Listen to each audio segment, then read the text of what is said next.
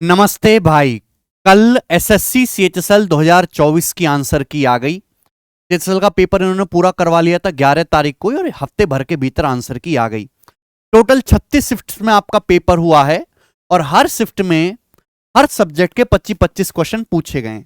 तो जैसे quantity aptitude के 25 सवाल आए, यानी कि 36 शिफ्टों में टोटल 900 सवाल इन्होंने पूछे। इन 900 सवालों में से मेरे दोस्तों सारे सब्जेक्ट के मिलाकर 25-30 सवाल कम से भी कम ऐसे हैं जो टोटली गलत हैं, चाहे उनमें कंसेप्चुअल एरर है या टाइपिंग में एरर है या उनके ऑप्शन ही एसएससी ने गलत बताए हैं। तो इस वीडियो में आपको यह बताऊंगा कि वो गणित के कौन से सवाल हैं या जो मुझ तक सवाल पहुंच पाए जो गलत हैं, ठीक है, वो मैं आपको इस वीडियो में बता दूंगा। दोस्तों आपको यहां पे मेरे दोस्त क्या करते हैं यार, वो जो पैसे देके सही करवाते हैं सवाल, क्या बोलते हैं उसे? हाँ, अब वो जो जो जो भी आप करते हो वो करने की जरूरत नहीं है। हमारे बहुत सारे स्टूडेंट्स हैं और उन्होंने वो ऑलरेडी रिप्रेजेंटेशन डालते हैं। हाँ, वो रिप्रेजेंटेशन ऑलरेडी डाल दिया है, तो कोई परेशानी आएगी नहीं आपको। अगर कोई सवाल गलत होगा तो उसको सभी को नंबर दिए जाएंगे। किसी के ऑप्शंस में एसएससी ने गड़बड़ बता दी है तो रिवाइज्ड आंसर की में उसको ठीक कर दिया जाएगा। ठीक है भाई। सभी सीएचएसएल 2024 की सभी शिफ्ट की पीडीएफ हमने अपने टेलीग्राम चैनल पर ऑलरेडी डलवा दी है। ठीक है, टेलीग्राम चैनल का लिंक डिस्क्रिप्शन में पड़ा हुआ है, सभी बच्चे जाओ टेलीग्राम चैनल को जाके ज्वाइन कर लो। ठीक है, 15 लाख स्टूडेंट ऑलरेडी जुड़ चुके हैं। तो यहां इसका आंसर की का लिंक डाला हुआ है, इस पर क्लिक करोगे तो आप आंसर की अपना रोल नंबर डाल के चेक कर सकते हैं। हिंदी और इंग्लिश की सेपरेट पीडीएफ यहां पर आंसर की डलाई गई है एज इट इज। ठीक है दोस्त, जब हमारे पास क्वेश्चंस टाइप हो जाएंगे तो मैं इनकी चैप्टर वाइज करा के वो वीडियो भी मैं आपको वो पीडीएफ भी यहां पे डलवा दूंगा फ्री। हमारा ये जो YouTube चैनल है गगन प्रताप मैथ्स, मैं इस पे बहुत जल्दी सीएचएसएल के जो बेस्ट सवाल पूछे गए हैं अर्थमेटिक और एडवांस के, उनकी सेपरेट वीडियोस भी लेके आऊंगा। जैसे कि मैंने सीपीओ 2024 के बेस्ट क्वेश्चंस की वीडियो बना दी अर्थमेटिक एडवांस की। तो जो बच्चे ये सीपीओ के सिलेक्शन पोस्ट के सवाल देखना चाहते हैं, अच्छे अच्छे सवाल, वो आपको इसी चैनल पर मिल जाएंगे। अलग से प्लेलिस्ट बनी हुई है 2024 के बेस्ट क्वेश्चंस की। तो इंतजार करिए मेरे प्यारे भाई, सबसे पहले हम ही आपको बढ़िया वाले सवाल कराएंगे सीएचएसएल के। अच्छे सवाल सीएचएसएल में भी पूछे गए, पर आज हम बात करेंगे गलत सवालों की। जो पहला सवाल है मेरे दोस्त, ये मुझे सबसे ज्यादा बच्चों ने भेजा है, क्योंकि कोई भी बालक इस सवाल को देखते ही बता सकता है कि ये सवाल गलत नहीं है। ठीक है, इसके ऑप्शन गड़बड़ हैं। 14 सेंटीमीटर 5 सेंटीमीटर रेडियस वाले दो सर्कल के सेंटर के बीच की दूरी 40 है, तो खींचेगी सीधी उभयनिष्ठ स्पर्श रेखा। ठीक है, आप डायरेक्ट कॉमन टेंजेंट की लंबाई आपसे पूछिए। अगर दो सर्कल की रेडियस 14 है और 5 है, उनके सेंटर के बीच की दूरी 240 है, तो डायरेक्ट कॉमन टेंजेंट सीधी उभयनिष्ठ स्पर्श रेखा की जो लंबाई का फॉर्मूला होता है वो फॉर्मूला है √d² minus r1 minus r2 का होल स्क्वायर। अगर ट्रांसवर्स कॉमन टेंजेंट पूछा होता तो r1 प्लस r2 आ जाता। अब यहां पे 40 रख देंगे तो 40 का स्क्वायर और r1 माइनस r2 4 माइनस 5 है 9 का स्क्वायर हो जाएगा मेरे प्यारे भाई। तो 1600 में से 81 घटाएंगे तो 1519।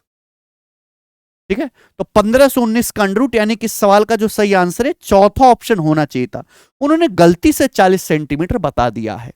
डायरेक्ट कॉमन टेंजेंट या ट्रांसवर्स कॉमन टेंजेंट जो भी होगी वो दो सर्कल के सेंटर के बीच की दूरी से कम ही आती है। अगर सेंटर के बीच की दूरी 40 है तो डीसीटी टीसीटी की लंबाई 40 से कम ही आएगी। तो ये दोनों ऑप्शन तो पॉसिबल ही नहीं थे।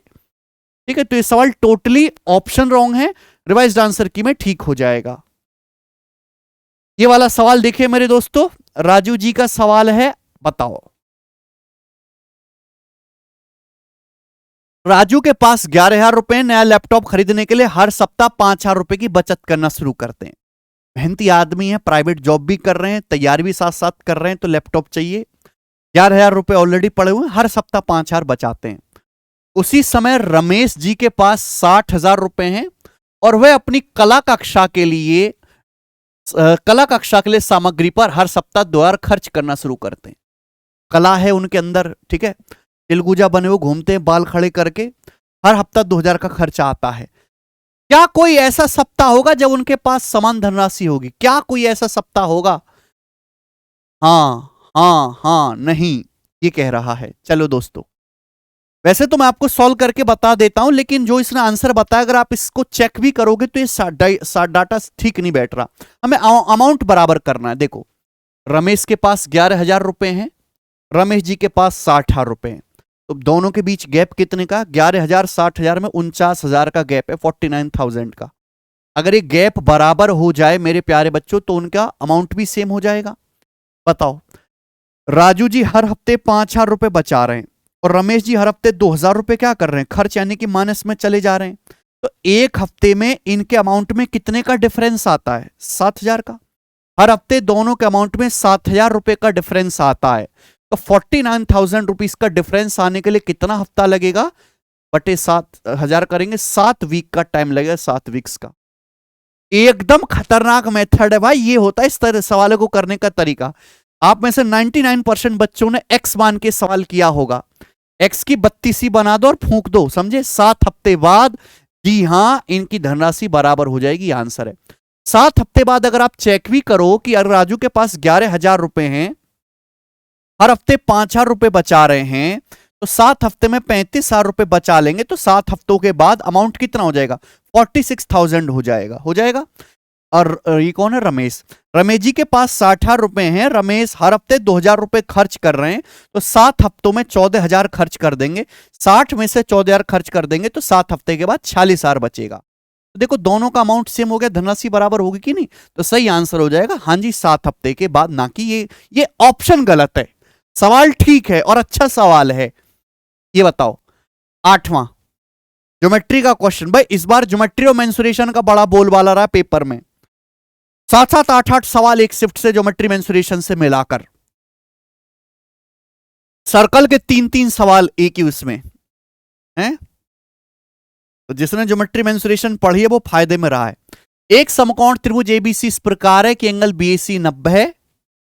अच्छा जी, एडीबीसी पर लंबवत है। तो ये समकोण त्रिभुज है, कहां मर गया? बीएसी 90 है, ऐसे बना लेते हैं। एंगल ए 90 बनाना है ना, ए बी सी, ये वाला एंगल 90 हो गया, ठीक।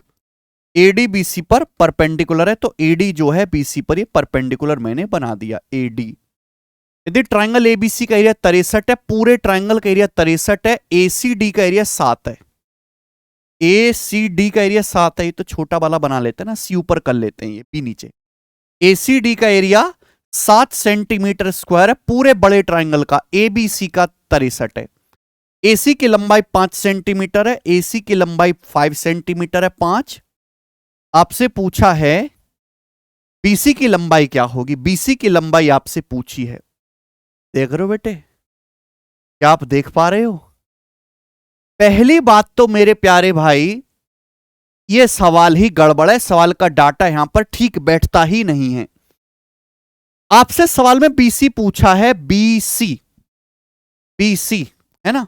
चलो वैसे तो आप यहां पे सिमिलरिटी वगैरह भी लगा सकते हो, लेकिन अगर मैं थोड़ी देर के लिए इसको भूल भी जाऊं कि ये कुछ है भी।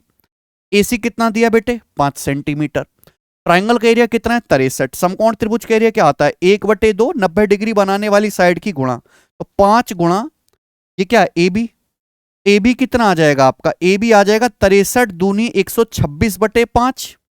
126/5 कितना आएगा मेरे दोस्तों? 25.2। ये एबी की लंबाई आ जाएगी कि नहीं?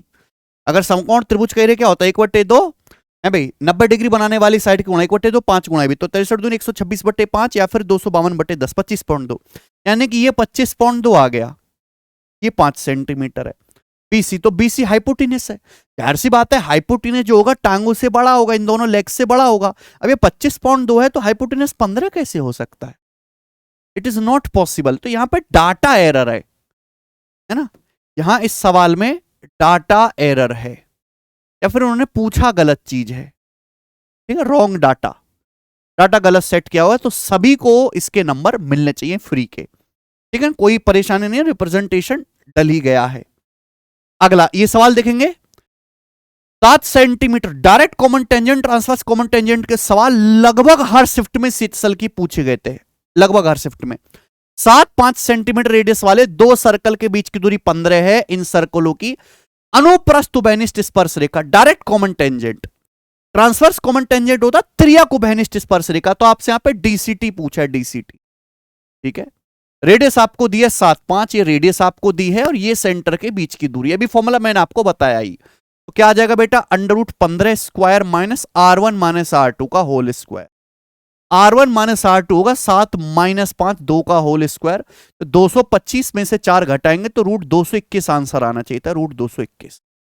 ठीक है, तो सवाल का जो सही आंसर था वो √221 था। यहां पे आंसर दे रखा है एग्जामिनर ने 9। तो भैया 9 आंसर कैसे आए? 9 आंसर तब आएगा जब यहां पे अनुप्रस्थ उभयनिष्ठ स्पर्श रेखा ना पूछकर, आपसे यहां पे अनुप्रस्थ उभयनिष्ठ स्पर्श रेखा ना पूछ के अगर आपसे त्रियक उभयनिष्ठ स्पर्श रेखा पूछता, ट्रांसवर्स कॉमन टेंजेंट पूछता, ट्रांसवर्स, तो आएगा। क्योंकि उस केस में फॉर्मूला क्या हो जाएगा, ट्रांसवर्स कॉमन टेंजेंट का फॉर्मूला है भाई, तो वो फॉर्मूला हो जाएगा √d² minus R1 plus R2 का होल स्क्वायर। बात को समझे? तो यहां पे ये सेंटर के बीच की दूरी 15 है, R1 प्लस R2 कितना हो जाएगा, 7 5 12 का होल स्क्वायर, 15 12 क्या आ जाएगा, 9 ट्रिपलेट बन गया है, 9 12 15, तो 9 इसका आंसर आएगा। तो यहां पे टाइपो एरर है। ठीक है, यहां पे ट्रांसवर्स कॉमन टेंजेंट रखना था, त्रियक उभयनिष्ठ स्पर्श रेखा रखना था, ना कि अनुप्रस्थ। ये देखेंगे, ये सवाल है मेरे प्यारे भी आपके सामने यहां पर डीआई का। बच्चों ने डीआई के बहुत सारे सवाल भेजे, बहुत सारे। एक्चुअली सवाल सही थे, वो लॉन्डो से हुए नहीं, तो इसलिए कह रहे हो गलत है सर, गलत है। गलत नहीं है डीआई का। मुझे बच्चों ने जो भी 10-12 सवाल भेजे कि सर ये गलत है, गलत है, वो सब सही हैं, आपसे नहीं हुए हैं पेपर में। ठीक है ना, लेकिन ये सवाल जेन्युइनली मुझे गलत लगा। निम्नलिखित ग्राफ का अध्ययन करो, नीचे दिए गए प्रश्न का उत्तर दीजिए। ग्राफ में 6 वर्षों की अवधि के दौरान दो कंपनी ए और बी का प्रॉफिट परसेंटेज को दर्शाया गया है। तो दो कंपनी ए बी, उनका प्रॉफिट परसेंटेज बताया गया है। कंपनी ए का ऐसे ये क्वाड्रेटरल की शेप में, बर्फी की शेप में, और कंपनी बी का ऐसे ये डॉट गोल, ये सर्कल बना हुआ, ब्लैक डॉट लगा हुआ है। बोला सवाल है साल 2014 में, ये देखो साल 2014 में कंपनी बी के प्रॉफिट परसेंटेज में पिछले साल की तुलना में कितने % की वृद्धि हुई। ये प्रॉफिट परसेंटेज ही बताया गया। तो साल 2014 ये आ गया बेटा, 2014 में मैं डॉट वाला देखूंगा, डॉट वाला ये रहा, ये कितना आ गया, ये आ गया 50% का प्रॉफिट है। इससे पिछले वाले साल 2013 में कितने, डॉट वाला ये ब्लैक डॉट 45, यानी कि 45% था पिछले साल। और साल 2014 में कंपनी बी का प्रॉफिट 50% हो गया। ये तो पूछा है प्रॉफिट परसेंटेज कितना % बढ़ गया, तो 45% से 50% हो गया, तो कितना बढ़ गया, 5/45, 1/9 बढ़ गया, 5/45 1/9। तो आंसर जो आना चाहिए 11.11% आना चाहिए, 11.11% आंसर आना चाहिए। 13.63 इन्होंने कैसे बताया है हमें पता नहीं चल रहा भाई। ठीक है, बिल्कुल इसी के ऊपर ही टिकाया है ना, थोड़ा सा नीचे कर रखा है इन्होंने। और ऐसे कैसे बालक समझेगा कि कितना नीचे कर रखा है, मुझे तो 45 के सामने ही लग रहा है ये। 11.11% आंसर आना चाहिए। अगर आप ये देखो कि ये जो डॉट है ये 45 से थोड़ा सा नीचे है 45, मैं खूब बड़ा कर दूं क्या एक बार, ये देखो कंपनी बी का, अब वो में आ जा,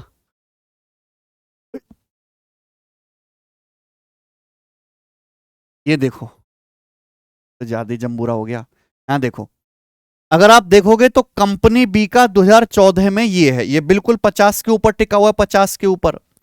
और यहां ये देखोगे तो ये 45 से हल्का सा नीचे है, दिख रहा है ना, थोड़ा सा नीचे दिख रहा है मुझे तो। और कंप्यूटर की स्क्रीन इतनी बढ़िया थोड़ा ना आएगी है। अगर मैं 44 भी मान लू, सपोज 44 मान लिया, तो 44 से 50 हो गया है ना, तो 6 कितना बढ़ गया, 6/44, यानी कि 3/22, लगभग कितना बढ़ गया, 3/22 बढ़ गया। और 1/22 होता है 4.5, 4.54, 4.54%, और ये 3 गुना आ जाएगा मेरे दोस्तों, है ना, यानी कि 13.13 और 13.62% के आसपास आएगा, 13.62% के आसपास आएगा। अब मेरे हिसाब से ठीक आंसर आ रहा है। तो हमें ना अपनी तीसरी आंख खोलनी पड़ेगी महादेव वाली, तो मैं देख पाऊंगा कि वो जो है डॉट 45 पे ना टिक के 45 से थोड़ा नीचे टिक रहा है। तब देखो मैच हो रहा है 13.36, पता ही नहीं समझ में। पर इतनी तेज आंखें नहीं, मेरे तो चश्मा भी लगा हुआ है ठीक है, तो ये 45 ना हो गया, हल्का सा नीचे है, 44 से 50 हो रहा है, 13.63%। चलो अच्छी बात ऑब्जर्व करी हमने। ये बताओ, ये सवाल रीजनिंग का है, मैंने पीयूष सर को व्हाट्सएप किया, वो कह रहे बाद में बात करना, क्लास में बिजी हूं, पर मैंने खुद ही कर लिया। दिए गए आयतों की अधिकतम संख्या बताओ। अब देखो मैं आयत गिनूंगा यहाँ पे, वैसे गिनने का मेरा कोई एक्सपीरियंस है नहीं। आप गिन लो जरा इसमें भाई, 10, मेरे तो गिनने से 11 आ रहे हैं? मेरे तो 11 आ रहे हैं गिनने से। देखो गिन के दिखाऊं, 1 2 3 4 5, 5 गिन लिए मैंने, गिन लिए। देखो पूरा बड़ा वाला गिन लिया, एक 5 और 1 6 हो गए दोस्त, 6 हो गए, 6 गिन लिए मैंने। ये देखो, उसके बाद ये तो नहीं गिना मैंने, 7 7, ये तो नहीं गिना मैंने, 8 8, ये पूरा बड़ा तो नहीं गिना मैंने, 3 9 9 हो गए, 9 हो गए बेटा। अब देखो ये तो नहीं गिना मैंने, एक 10 हो गए, 10। और भी कोई बचा क्या? ये बच गया, ये बच गया, देखो एक 11। ये एग्जामिनर ने भी नहीं गिना होगा, यही नहीं गिना होगा उसने। तो देखो यहाँ पे 11 हो रहे हैं, और एक आध आप गिन लो तो मुझे भी बता देना। तो यहाँ पे 11 हो रहे हैं मैक्सिमम, 10 नहीं है भाई। ठीक है, तो इस सवाल का भी फ्री का नंबर मिलना चाहिए। एसएससी वालों चुपचाप दे देना नंबर। अगला सवाल जीएस का। देखा, मुझे ही सब कुछ करवाना पड़ रहा है, कौन इतनी हेडक ले, कौन व्हाट्सएप के जो है 2500 3000 मैसेज चेक करे, फिर उसमें से सवाल छांट के निकाले, फिर वीडियो बनाए, फिर अपलोड करे, इतना हेडक कौन ले? मेरे जितना मेहनती आदमी थोड़ा ना अवेलेबल है कोई मार्केट में। ठीक है, नॉर्मन अर्नेस्ट ब्लॉग बरलॉग बोरलॉग को हरित क्रांति में उनके योगदान के लिए 1970 में से सम्मानित किया गया है। मुझे कोई जानकारी नहीं, मैं आपके सामने गूगल कर लेता हूं। बोरलॉग साहब को 1970 में क्या दिया, श्री से पूछेंगे। श्री भी बताती है ना इसमें आंसर। तो गूगल पे श्री से कैसे सर्च करते हैं? हे श्री, नॉर्मन अर्नेस्ट ब्लॉक को 1970 में कौन सा अवार्ड मिला? ये बता रहा, रीड फुल गजल बाई फनी बादुआनी। भाई श्री नहीं बता रही, मुझे खुद ही सर्च करना पड़ेगा।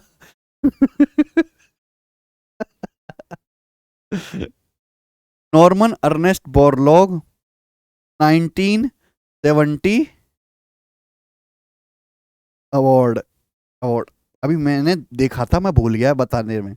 नोबेल पीस प्राइज मिला इन्हें, पीस में प्राइज मिला इन्हें। नोबेल शांति का पुरस्कार मिला है। शांत आदमी थे बेटा, ये उत्पाती नहीं थे मेरी तरह। यहां दे रहा शरीर क्रिया विज्ञान में नोबेल पुरस्कार इनका।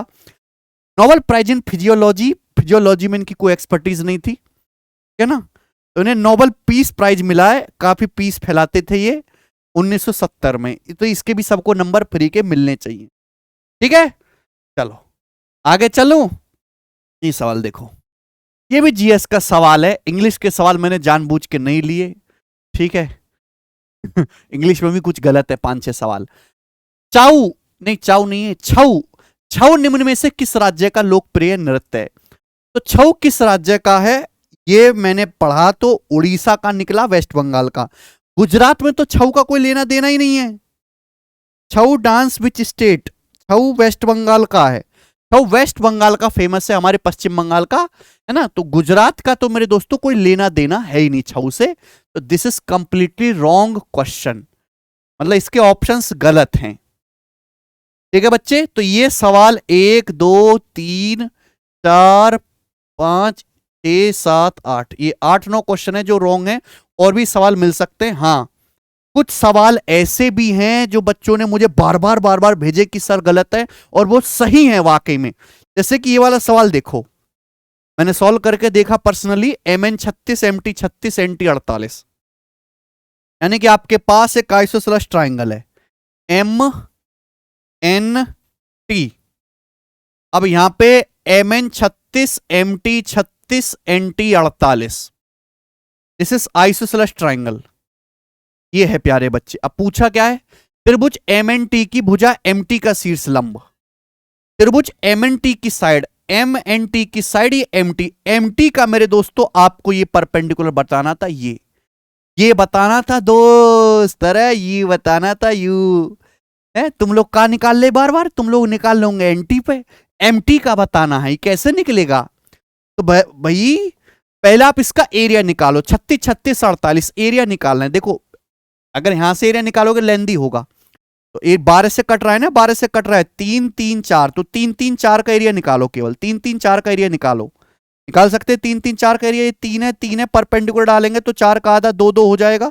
पाइथागोरस के हिसाब से 9 - 4 √5 आ जाएगा, √3² - 2² √5 आ जाएगा, तो एरिया आएगा 2 √5। तो एरिया 2 √5 आएगा इस ट्रायंगल का, 2 √5। लेकिन हमें तो साइड को 12 गुना करना है, अगर साइड 12 गुना करेंगे तो एरिया 12 का स्क्वायर हो जाएगा। साइड नापते सेंटीमीटर में, नापते सेंटीमीटर स्क्वायर में, तो 12 का स्क्वायर 144, 144 गुणा 2 √5, ये ट्राइंगल का एरिया है। एरिया निकालने की निंजा टेक्निक है ये, ठीक है, एरिया निकालने की निंजा टेक्निक। अब एरिया क्या होता है दोस्त? एरिया बराबर 1/2 बेस इंटू हाइट, यानी कि एमटी अगर मैं बेस मान लेता हूं 36, इसके ऊपर हाइट निकालनी है ये, ठीक है। 2 से 36 18 बार, 18 से 144 मेरे दोस्तों 8 बार, 8 दूनी 16 √5 आ गया, 16 √5, ये आपका एच आ गया। चौथा ऑप्शन एकदम ठीक है भाई, गलत नहीं है, बिल्कुल नहीं है। आगे, study the bar graph and answer the question that follow.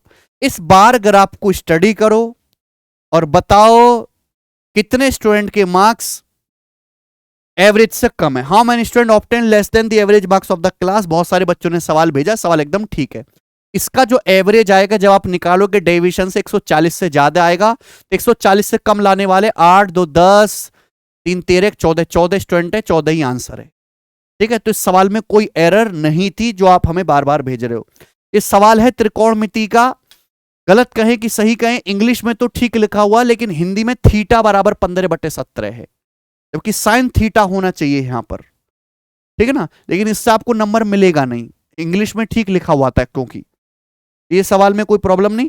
असली जो कहानी है वो हुई है ये, एसएससी के सिलेबस में इनवर्स ट्रिग्नोमेट्री नहीं है, लेकिन इनवर्स ट्रिग्नोमेट्री का सवाल आया, वो भी सीएचएसएल के पेपर में भाई। सीएचएसएल जो 12वीं पास है वो तुरंत इनवर्स ट्रिग्नोमेट्री पढ़ के ही निकलते हैं, तो शायद उनको नया ना लगे, लेकिन जो काफी साल आगे निकल गए वो सब भूल भाल गए होंगे। सीएचएसएल 2024 में इनवर्स ट्रिग्नोमेट्री। अब आप घबराइए मत कि आप इनवर्स ट्रिग्नोमेट्री पढ़ना शुरू कर दें, कभी कभी एग्जामिनर होता है एक आध सवाल उल्टा पुल्टा देता है, बीच में डेसिमल से बाइनरी, बाइनरी से डेसिमल के सवाल आए कि नहीं आए, लॉग वाले क्वेश्चन आए, मिरर इमेज वाले सवाल आए, सब कुछ आया। आज इनवर्स ट्रिग्नोमेट्री का एक सवाल आ गया, शायद ही मेरे हिसाब से दोबारा कभी आएगा, लेकिन इस सवाल को मैं आपको डिटेल में करवाऊंगा, आप इंतजार करिए वीडियो का। तो ये वो रॉन्ग क्वेश्चन है जिसके शिफ्ट में आया, देख लीजिए, चैलेंज आप कर सकते हैं, लेकिन जरूरत नहीं, हमारे बच्चों ने ऑलरेडी इसका रिप्रेजेंटेशन डाल दिया, सभी को फ्री के नंबर इन सभी सवालों के मिलने चाहिए, ठीक है दोस्त। और भी अगर कोई क्वेश्चन आपके हिसाब से गलत है तो मुझे मैसेज कर सकते हैं आप, हमारी टीम का नंबर आपके पास है ही, ठीक है। जाने से पहले मैं आपको बता दूं, सवाल गलत सवाल को भी सही समझ के पेपर में कराओ, इस लेवल का मैथ अगर आपको पढ़ना है, समझे। तो कैरविल एप्लीकेशन पर जो हमारा नया लाइव बैच आ रहा है 22 जुलाई से, क्लास इसकी 22 जुलाई से शुरू हो जाएंगी, और इसके रजिस्ट्रेशन शुरू हो चुके हैं 18 जुलाई से, कल से ही आप इस बैच को एनरोल कर सकते हैं 2 साल की वैलिडिटी के साथ। अर्थमेटिक एडवांस मैं इसमें पढ़ाऊंगा मात्र 999 की फीस में, ठीक है जी। Math special 0 to hero live batch है, इसमें लाइव क्लासेस होंगी 1.5 घंटे की सेपरेट, हर एग्जाम के लिए आपको तैयार किया जाएगा। तो जो फ्रेशर बच्चे, जो बिगनर बच्चे, जो मैथ स्ट्रॉन्ग करना चाहते हैं बेसिक से, और खूब प्रैक्टिस भी करना चाहते हैं प्रीवियसर की, वो इस बैच में एनरोल करके देखो, आपको बहुत बेनिफिट होगा। बेनिफिट क्या, आप मैथ 100% सीख ही जाओगे। तो आज की वीडियो में मेरे दोस्तों इतना ही, बाकी अब हम बेस्ट क्वेश्चंस की वीडियो भी आपको इस चैनल पे बहुत जल्द देखने को मिलेंगी, सीएचएसएल 2024 के सवालों की। धन्यवाद मेरे प्यारे भाई, बाय।